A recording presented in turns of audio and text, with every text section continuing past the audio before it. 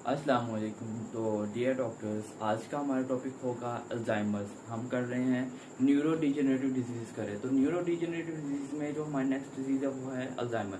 अब अल्जाइमर में भी आपका ब्रेन का कुछ पार्ट जो है वो डिजेनरेट होगा, एट्रोफी हो जाएगी या डैमेज होगा।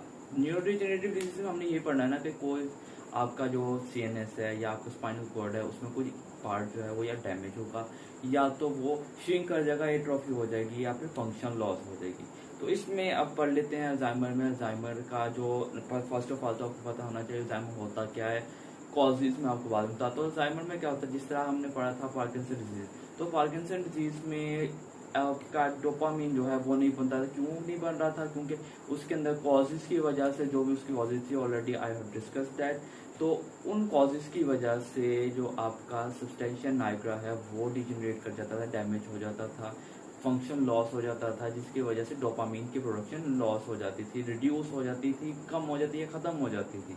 तो इसके अंदर हमने क्या पढ़ना है? इसके अंदर हमने पढ़ना है कि एसिटाइलकोलिन जो है अगर उसकी प्रोडक्शन कम हो, जब whatever the causes are, वो I will discuss that later, then उसकी जो है एसिटाइलकोलिन की प्रोडक्शन कम हो जाएगी। एसिटाइल की प्रोडक्शन कम होगी बॉडी में, मेनली इन द ब्रेन। आपके एसिटाइलकोलिन जो है कम होने की वजह से पेशेंट क्या होगा, पेशेंट को सिम्टम्स आएंगे डिमेंशिया के।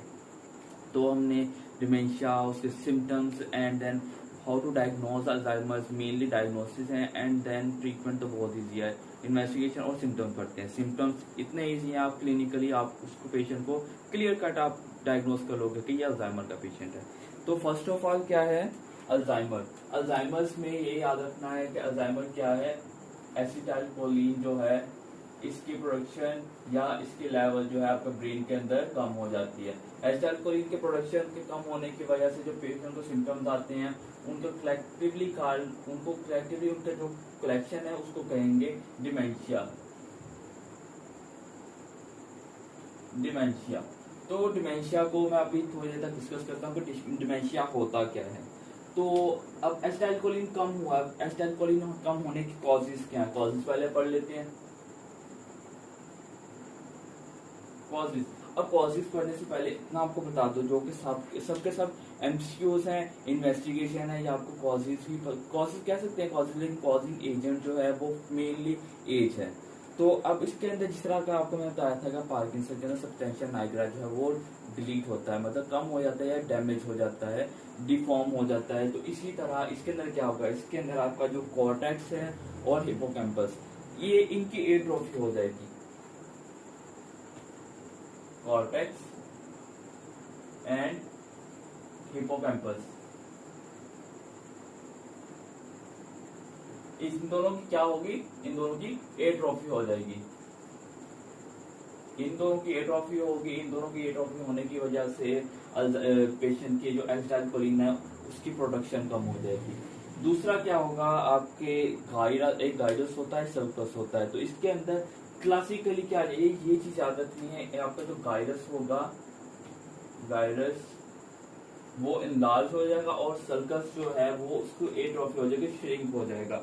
जो गाइरस है, गाइरस की आपकी क्या होगी, गाइरस आपका श्रिंक होगा। श्रिंक मतलब आपका गाइरस क्या होगा, नैरो हो जाएगा। और जो सल्कस है,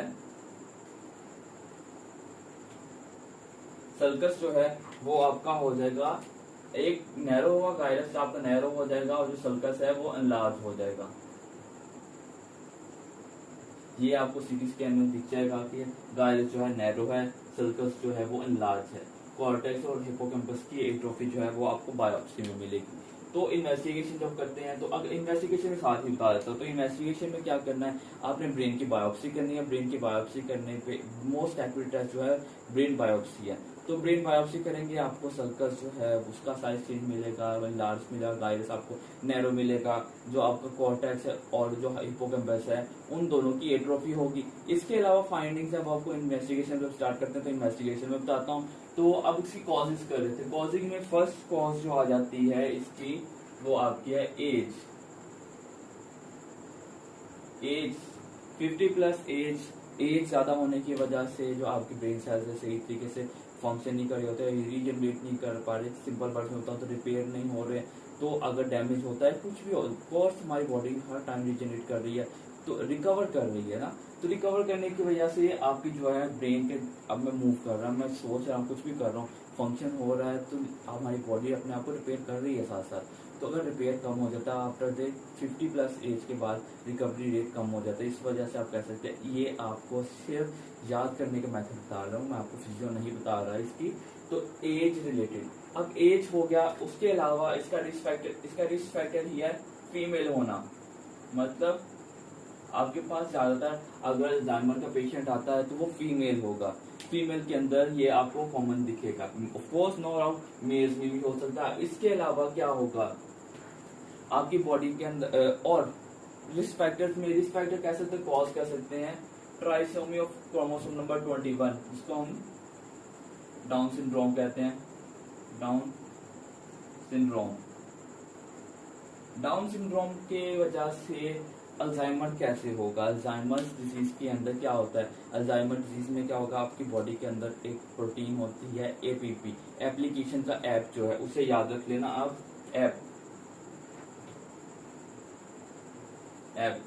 ऐप मीन्स उसे माइलॉइड प्रीकर्सर प्रोटीन्स। ये माइलॉइड प्रीकर्सर प्रोटीन जो एपीपी होती हैं, ये क्रोमोसोम नंबर 21 की जीन के ऊपर, मतलब आपकी जो 21 क्रोमोसोम जीन है ना, उसकी वजह से बॉडी के अंदर एपीपी प्रोटीन जो है वो प्रोड्यूस होना शुरू होगी, और आपकी बॉडी में अमाइलॉइड नो डाउट जिस भी टिश्यू में एक्यूमुलेट होगा उसको डैमेज करेगा, तो आपकी बॉडी के अंदर एपीपी का लेवल जो है वो ज्यादा हो जाएगा। और डाउन सिंड्रोम में 21 ट्राइसोमी का डिसऑर्डर है, और ये भी 21 क्रोमोसोम जीन जो है वो ही प्रोड्यूस करवा रही होती है। तो अगर वो एबनॉर्मल म्यूटेट हो तो बॉडी के अंदर एपीपी का लेवल हाई हो जाएगा। तो दोनों को रिलेट कर लें आप, दोनों ये भी कॉज है आपकी और ये भी कॉज है। तो कॉजेस के अंदर ये भी ट्राइसोमी, ये जो क्रोमोसोम 21 है उस पर पाई जाती है। इन्वेस्टिगेशन में भी आपसे पूछा जाए तो बॉडी के अंदर एपीपी का लेवल ज्यादा मिलेगा, मतलब अमाइलॉइड प्रीकर्सर प्रोटीन जो है उनका लेवल ज्यादा मिलेगा, एपीपी का लेवल आपको बॉडी के अंदर ज्यादा मिलेगा। क्यों? और ये जो प्रोटीन्स होंगे आपको जैसे कि मैंने बताया, जो अमाइलॉइड है, अमाइलॉइडोसिस अगर आपने पढ़ा हो तो अमाइलॉइडोसिस जो है उसमें क्या होता है, अमाइलॉइड प्रोटीन जहां पे भी आपके एक्यूमुलेट होगी वहां भी डैमेज करेगी। यहाँ पे हम पढ़ रहे हैं ब्रेन से रिलेटेड, ब्रेन्स के न्यूरॉन्स में जहां आपके जाके एक्यूमुलेट हो गया माइलॉइड, वो डैमेज हो जाएगा। अगर वो आपका सल्कस है, गायरस है, हिप्पोकैम्पस है, कॉर्टेक्स है, वो डैमेज होगा, अल्जाइमर कॉज करेगा। तो ऐसे याद रख ले। इसके अलावा बॉडी के अंदर और भी प्रोटीन्स होती हैं आपकी एपोई प्रोटीन्स,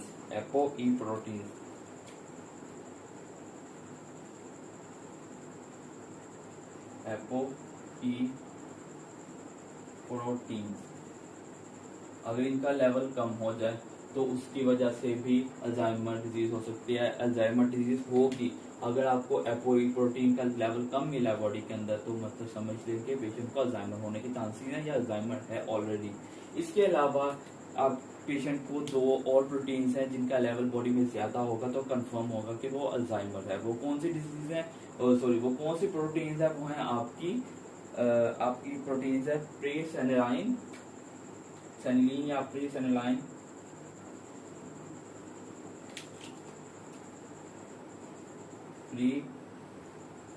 प्रेसेनिलाइन 1 एंड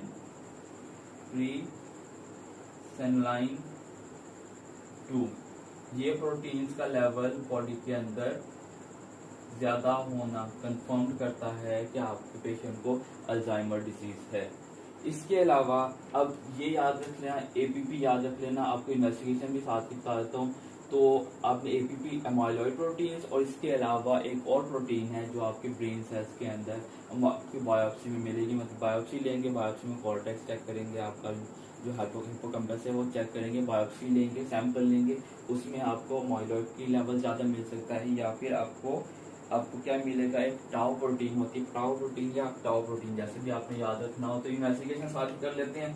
एक तो क्योंकि कोरिलेट कर रहे हैं ना, जो भी आपकी कॉजेज हैं वो ही इन्वेस्टिगेशन है। तो आपको अगर फीमेल है तो वो तो ऑफकोर्स नो डाउट मेल्स में भी हो सकता है। 21 ट्राइसोमी है, डाउन सिंड्रोम है, तो उसमें भी आपको पेशेंट को अल्जाइमर होने के चांसेस हैं। साथ में अगर बॉडी के अंदर एपीपी प्रोटीन ज़्यादा मिली है, वो आपके न्यूरॉन्स पे डिपॉजिट होंगी, न्यूरॉन्स पे डिपॉजिट होकर उनको डैमेज करेंगी और एसिटाइलकोलिन प्रोडक्शन जो है लो हो जाएगी। एपोई प्रोटीन का लेवल कम मिलना, प्री सेनिलाइन, सेनिलीन या सेनिलाइन या सेनाइलिन, सेनाइ बस वर्ड जो सेनाइलिन होता है, प्री सेनाइलिन 1 और प्री सेनाइलिन 2 जो है वो आपकी बॉडी के अंदर ज्यादा होना, ये कंफर्म करता है कि ये अल्जाइमर डिजीज है, अल्जाइमर का पेशेंट है। इसके अलावा इन्वेस्टिगेशन एक तो ये क्लिनिकली डायग्नोज हो जाता है। क्लिनिकली कैसे होता है मैं आपको इसकी वो करवाता हूँ, सिम्टम्स करवाता हूँ क्लिनिकली, ये तो क्लिनिकली डायग्नोज हो जाता है। लेकिन इसके अलावा इन्वेस्टिगेशन में इसका मोस्ट एक्यूरेट टेस्ट जो है वो है ब्रेन बायोप्सी।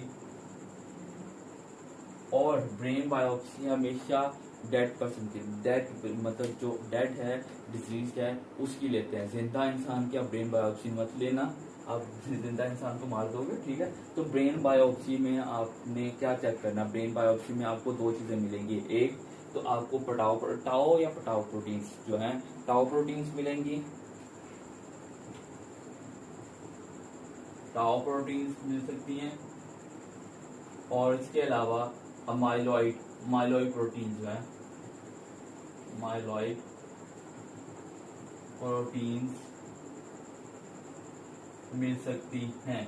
अब ये याद रखना है, अगर तो आपको माइलॉइड प्रोटीन जो है उसकी डेपोजिशन मिली है तो उसकी वजह से क्या होगा, टाउ प्रोटीन मिली है तो उसकी डेपोजिशन से क्या होगा। अगर तो आपको मिलता है टाउ प्रोटीन जो है तो इसको कहते हैं हम न्यूरोफिब्रिलरी टैंगल। आप सिर्फ टैंगल याद रखें, इजी वर्ड है। न्यूरोफिब्रिलरी पूरा याद, ऑफ कोर्स वो है डॉक्टर्स तो हमें पूरा नाम याद रखना पड़ेगा। न्यूरोफिब्रिलरी टैंगल्स, तो न्यूरोफिब्रिलरी टैंगल्स कब मिलेंगे, अगर आपके ब्रेन के सेल्स में, ब्रेन के न्यूरॉन्स में टाउ प्रोटीन्स मिलती हैं। और अगर आपको मिलते हैं माइलॉइड प्रोटीन्स तो उसकी वजह से आपको पेशेंट को मिलेगी, पेशेंट के ब्रेन के अंदर प्लेक्स मिलेंगे। कौन से न्यूरेटिक प्लेक्स मिलेंगी, न्यूरेटिक प्लेक्स मिलती हैं। तो एक दफा मैं दोबारा रिपीट कर देता हूँ, अल्जाइमर्स डिजीज में क्या होगा। एक तो ये most common cause of dementia है। डिमेंशिया क्या है आपको सिम्टम्स जब बताता हूँ तो मैं बताता हूँ। मोस्ट कॉमन कॉज ऑफ, एक एमसीक्यूज आपका आएगा कि most common cause of dementia क्या है, वो अल्जाइमर डिजीज है। फीमेल्स में, ओल्ड पर्सन के अंदर, मतलब 50+ फीमेल है, ऐसे याद रखिए 50+ फीमेल्स में आपको अल्जाइमर मिलेगा। अगर पेशेंट की एपोए प्रोटीन्स कम है, प्रीसेनाइलिन 1, प्रीसेनाइलिन 2 प्रोटीन्स ज्यादा मिलती हैं, या फिर पेशेंट के बॉडी के अंदर APP मतलब माइलॉइड प्रिकसर प्रोटीन्स का लेवल ज्यादा मिलता है, क्योंकि वो 21 क्रोमोसोम से रिलेटेड है। उसी 21 क्रोमोसोम की जीन जो है वो आपकी ऐप को प्रोड्यूस करवाती हैं। अगर वो आपकी न्यूरॉन्स में डिपोजिशन मिलती है, वो न्यूरॉन्स को डैमेज करेगी, उसकी वजह से क्या होगा कि एसिटाइलकोलिन की प्रोडक्शन कम हो जाएगी। तो ये सारी चीजें होगी आपकी कॉजेज। और इसके अलावा अगर आप इन्वेस्टिगेशन करते हैं, क्लिनिकली इन्वेस्टिगेट हो जाएगा, सिम्टम्स मैं आपको बताता हूँ तो उससे आपको क्लियर कट हो जाएगा कि ये सिम्टम्स आएंगे तो ये अल्जाइमर है। और अगर आपने कंफर्म करना, कंफर्मेटरी टेस्ट जो है मोस्ट एक्यूरेट टेस्ट है ब्रेन बायोप्सी है। ब्रेन बायोप्सी में क्या करेंगे, ब्रेन बायोप्सी में आपको सैंपल लेना है, सैंपल लेकर उसकी चेक करना है। अगर आपको टाउ प्रोटीन्स मिलता है तो वो न्यूरोफिब्रिलरी टैंगल्स है। अगर आपको क्या मिलती है, ऐप मिलता है, अगर माइलॉइड प्रिकसर प्रोटीन मिलती है, माइलॉइड प्रोटीन्स की डेपोजिशन मिलती है तो उसको कहेंगे न्यूरेटिक प्लेक्स। तो ये था आपका इन्वेस्टिगेशन। अब हम करते हैं इसके सिम्टम्स। अब इसके सिम्टम्स कर लेते हैं। एक ही सिम्टम है इसका, वो क्या है, डिमेंशिया।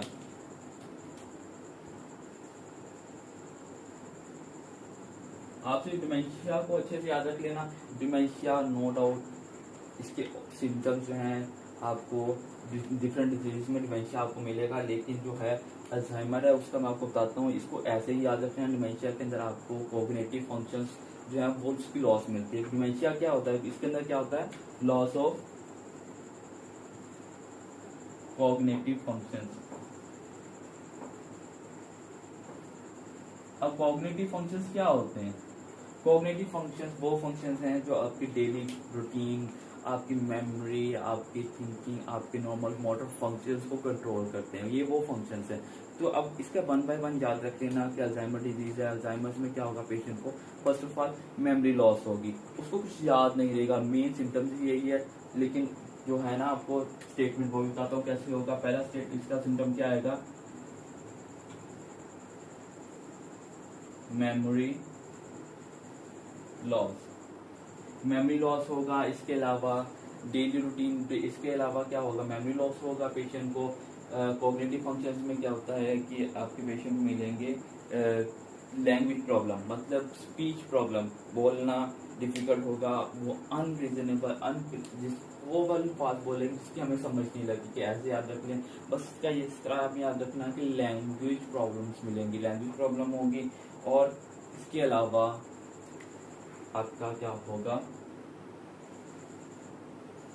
लैंग्वेज प्रॉब्लम मिलेंगी। और कंसंट्रेशन लॉस होगी, कंसंट्रेशन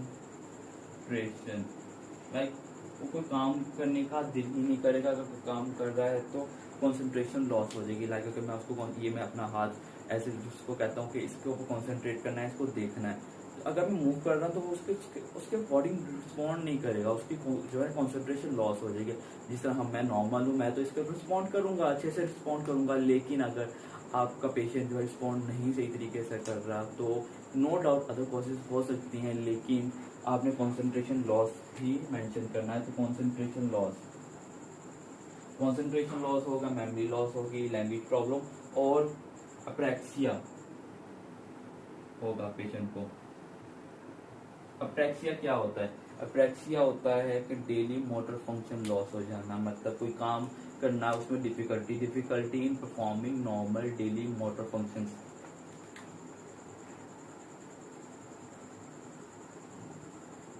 डिफिकल्टी इन परफॉर्मिंग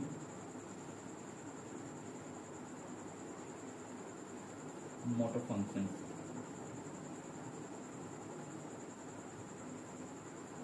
तो डेली मोटर फंक्शन मतलब चलना, कोई चीज़ ग्रिप करना, बात करना, शेक हैंड करना, ऐसी चीज़ें वो लॉस हो जाएगी। वो पहले गौर से कॉन्सेंट्रेट करने की कोशिश करेगा। लाइक अगर मैं किसी हैंड शेक करने की कोशिश करता हूँ अल्जाइमर वाले पेशेंट को, पहले तो वो मेरे हाथ की तरफ गौर से देखता रहेगा, उसको पहले अच्छे से ऑब्जर्व करेगा कि ये क्या है। पहले इसको मेमोरी इतनी लॉस हो जाती है कि वो मूव पहले तो कंसंट्रेशन करेगा, कंसंट्रेशन के बाद रिकॉग्नाइज करेगा, एंड देन वो ट्राई करेगा हैंड को ग्रिप करने की, हैंड शेक करने की। तो ये चीज़ क्लियरली दिख जाएगी कि पेशेंट जो है बहुत स्लो रिस्पॉन्स कर रहा है, तो अप्रैक्सिया उसको कहते हैं। अब इसके अलावा जो क्लासिकली याद रखना है ना, जो आपका एमसीयूज या क्लिनिकली डायग्नोसिस भी करेगा, वो ये होगा, वो अपने ही जो पेशेंट है अपने ही क्लोज रिलेटिव को रिकॉग्नाइज नहीं करेगा, लॉस। और जब जो आपकी डिजीज है वर्स हो जाएगी, इसमें क्या होगा, ये patient will be unable to recognize his own close relatives, unable to recognize close contacts या क्लोज रिलेटिव। आप अपनी लैंग्वेज में जैसे याद रखना हो वैसे याद कर लें कि वो आम लोगों को, जिस तरह अगर हस्बैंड, जिस तरह वाइफ है, वाइफ में कॉमन फीमेल में तो वाइफ अपने हस्बैंड को रिकॉग्नाइज नहीं करेगी, वो उससे पूछे कि आप कौन हो। क्लियरली अगर पेशेंट ऐसे रिस्पॉन्स कर रहा है तो आपने अल्जाइमर लाजमी याद रखना है।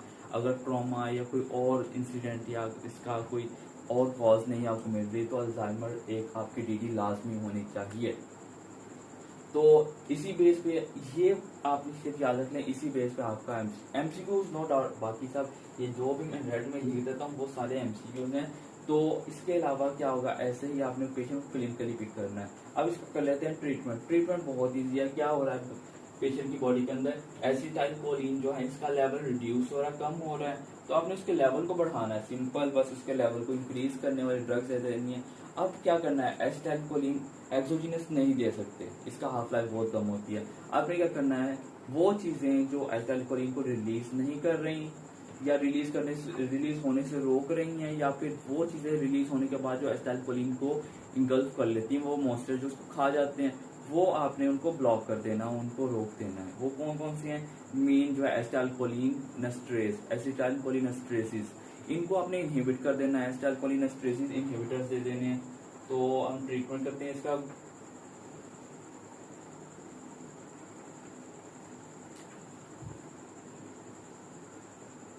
ट्रीटमेंट में एसिटाइलकोलिनेस्ट्रेज देंगे।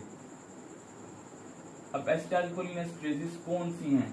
आपने एक ही याद रखनी है, मेनली जो इसकी ड्रग ऑफ चॉइस है वो है रिवास्टिगमेंट। रिवास्टिगमेंट जिस तरह आपने याद रखना था जो पार्किंसन डिजीज है उसमें आपने याद रखना था कौन सी ड्रग ऑफ चॉइस थी? रोपेनिरोल। इस तरह ये R4-रोपेनिरोल आप इस तरह याद रख सकते हैं। एसिटाइलकोलिन उसके अंदर भी उसके ज्यादा होता है। आप अपना कॉन्सेप्ट बनाएं कि एसिटाइलकोलिन को कम करने वाली ड्रग का नाम कैसे याद रखना है। तो ड्रग ऑफ चॉइस है इसकी रिवास्टिगमेंट।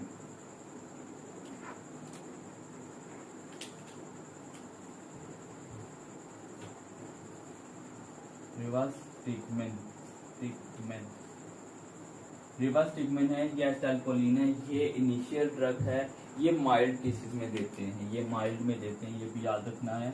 एसिटाइलकोलिनेस्ट्रेज जो है माइल्ड केसेस में देंगे।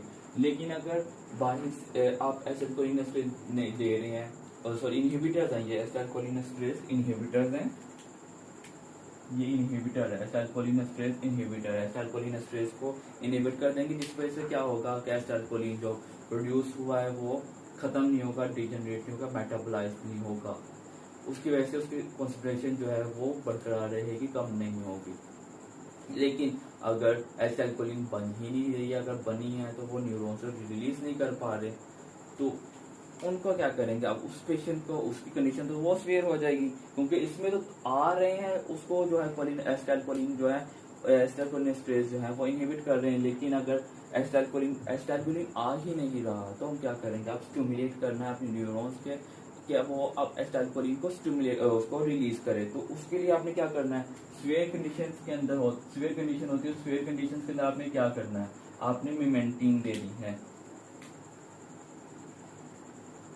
मिमेंटीन। मिमेंटीन क्या करेगा? मिमेंटीन जो है आपकी जो NMDA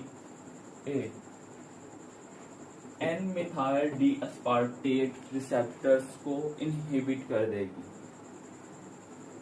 रिसेप्टर को इनहिबिट कर देगी।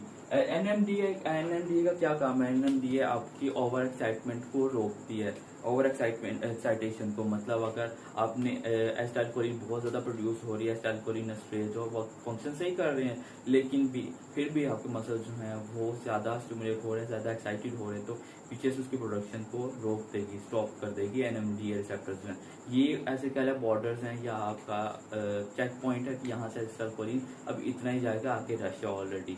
तो अगर आप इसको इनहिबिट कर देंगे तो एसिटाइलकोलिन के रिलीज को कोई भी चीज इनहिबिट करने वाली नहीं होगी। तो उसकी वजह से क्या होगा? आपकी बॉडी के अंदर एसिटाइलकोलिन सिक्रीशन ज्यादा हो जाएगी और आपका पेशेंट के सिम्टम्स जो है वो बस बेटर हो जाएंगे। तो माइल्ड केसेस में हमें रिवास्टिगमेंट देनी है, सीवियर कंडीशन के अंदर में मेंटेन देनी है।